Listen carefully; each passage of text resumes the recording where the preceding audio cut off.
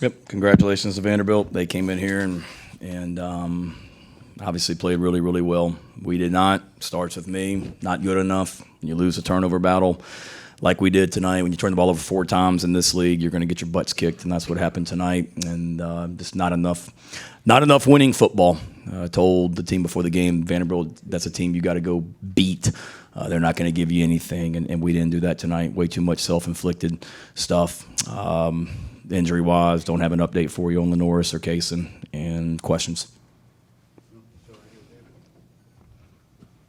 Shane, looking forward, if you do have to be without Lanorris for some time, is it Luke's job? No clue, David. We'll look at everything. Luke was in there tonight, and we all got to be better, and we'll evaluate everything as we go into the Missouri week.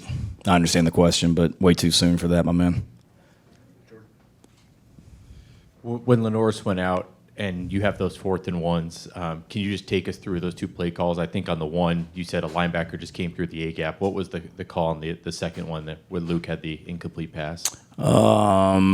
First one, yeah. I mean, it's a basic power play that we've run all the time, and they ran. I mean, they're really good in short yardage defense. Hindsight being 2020, maybe throw it there because I know how good they are stopping the run in short yardage defense. But had what we thought was a good play call, and linebacker ran through the A gap, and our offensive lineman didn't come off on him quick enough. So not good enough. The second one, Jordan, was a RPO, and they brought pressure, which is what we thought they would do. Luke pulled it, and we've got Jordan Dingle, and I know Luke got hit. We got to make that throw, and he's probably going to catch it and run for a first down or maybe more.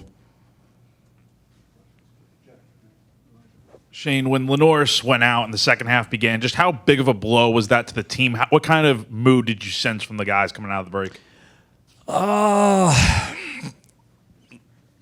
It wasn't good enough. I thought, obviously when you lose the leader of your football team and you lose your starting quarterback like that, and we're doing a lot of good things. I mean, I thought we did a lot of really good offensively in the first half. I think we only had 4 possessions in the first half, and 3 of them we went right down the field and moved the ball down the field, and we're in scoring territory. And then we have a turnover, we have a missed field goal, and then on the other one was just some pitiful football where I think we had a first down and it ended up like 3rd and 32. But my point being, I was pleased with a lot of the stuff we were doing offensively, and told the team at halftime that that we got to go out and just continue to play good football because we were doing a lot of really good stuff. But I don't like the way that we started the second half offensively. 3 and out. You can criticize me for not going for it on 4th down, but felt like early in the second half and punt the ball and go play defense. And I didn't like the way that we played that drive offensively, and I didn't like the way that we played that drive defensively to start the second half. And that's on me if we don't take the field with the right amount of energy to start the second half. But disappointing that we let them, after we punted it, just go right down the field and score. But I thought the team was okay. It's not good enough. Under the circumstances, how do you think that Luke actually did coming in and having to play tonight? Yeah, he's an older guy. Certainly some plays that he would like to have back, but he's a 6-year senior and guy that we believe in and the team believes in and trusts, and thought he did, okay. It wasn't, none of us were good enough tonight. Just when you get beat 31-7, no one's good enough. A lot of defensive breakdowns in that second half. What do you kind of attribute that to, and how much of it do you think might have been fatigue from just how Vanderbilt is able to extend drives? Yeah, I would hope like hell it wasn't fatigue. They played 63 plays, so if we're fatigued after 63 plays, that's not good enough. Part of it is we got to get our own butts off the field. They were 5 of 7, I think, on 3rd down in the first half.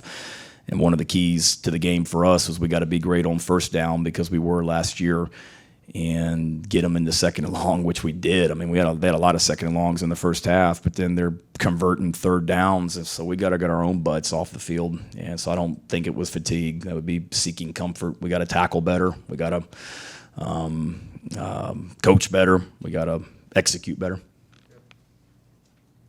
Sort of on that topic, I guess, with the first drive that they had to score, and when they went down and scored, What did you see on that drive? Because it seemed like they were just getting some guys open and maybe some guys running free. Yeah,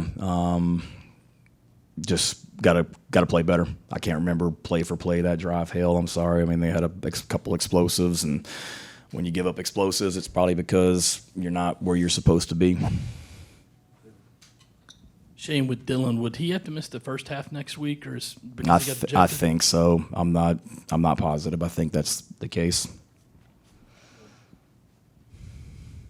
Did Lanorris come on the field in the second half, or was he in the locker room? Or? I know in the fourth quarter he was in the training room in the fourth quarter. I don't know if he came back out there to finish.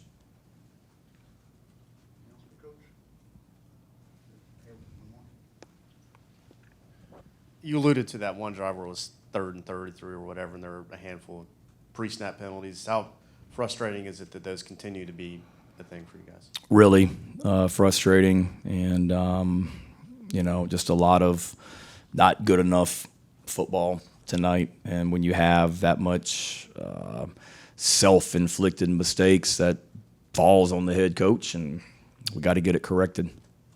What did you mentioned not good football a bunch. Is that what you told the team in the locker room, or what was that message, and what's the message going into Missouri? What I told the team after the game in the locker room, that when you turn the ball over 4 times in the SEC, you're going to get your rear ends kicked. And that's what happened tonight. I told the team that we didn't do enough winning football tonight. I mean, there's a ton of self-inflicted mistakes that starts with me, and I'm going to get it corrected. And disappointing because we had a great week of practice and we were certainly ready to play, and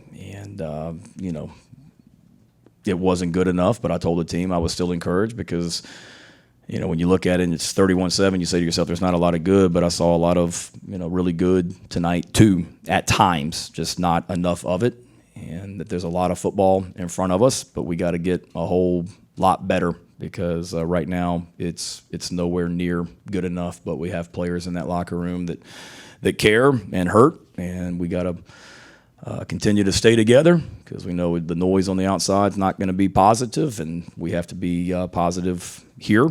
And we're sitting here at 2-1 with a ton of football in front of us, and got a big trip coming up to Missouri in 7 days. All right, thank you guys.